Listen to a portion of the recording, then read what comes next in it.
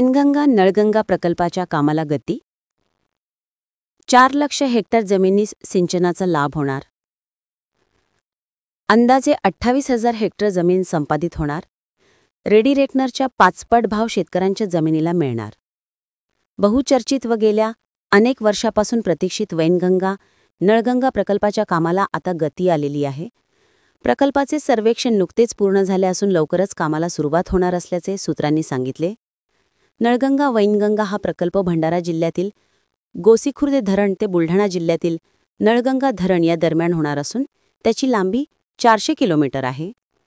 या 400 किलोमीटरच्या अंतरामध्ये 32 नवीन धरण बांधण्यात येणार आहे. या मार्गामध्ये येणाऱ्या काही सिंचन प्रकल्पाची उंची वाढवून या प्रकल्पाला जोडण्यात येणार आहे.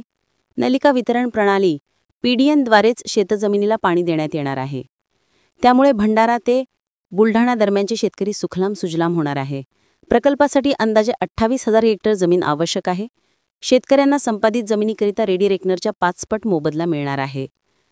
या प्रकल्पाचे एकूण 3 टप्पे असून गोसीखुर्द ते लोवर वर्धा या पहिल्या टप्प्यापासून सर्वप्रथम कामे सुरू होणार आहे. फेब्रुवारी 2025 पासून प्रकल्पाच्या सर्वेक्षणाला सुरुवात झाली व सर्वेक्षण पूर्ण झाल्याचे जलसंपदा विभागाचे कार्यकारी अभियंता वीरा चौधरी यांनी सांगितले. प्रकल्पाचा दुसरा टप्पा लोवर वर्धा ते काटेपूर्णा आणि तिसरा टप्पा काटेपूर्णा ते नळगंगा अशा 3 टप्प्यांमध्ये या प्रकल्पाचे काम होणार आहे.